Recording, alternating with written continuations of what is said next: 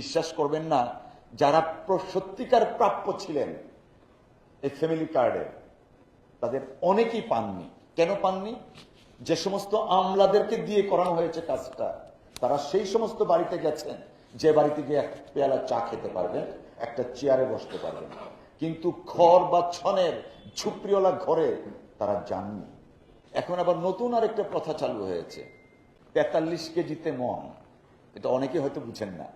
কৃষকের ধান ৪৩ কেজি নিচ্ছে মজুদদাররা, কিন্তু ওটাকে ৪০ কেজিতে ১ মন হয়, ৪০ কেজির দাম দিচ্ছে। এই যে কৃষকদের উপরে একটা সিস্টেমেটিক্যালি অত্যাচার করা হচ্ছে, নিপীড়ন করা হচ্ছে, সেই জিনিসগুলা জাতীয়ভাবে অ্যাড্রেসড হচ্ছে না।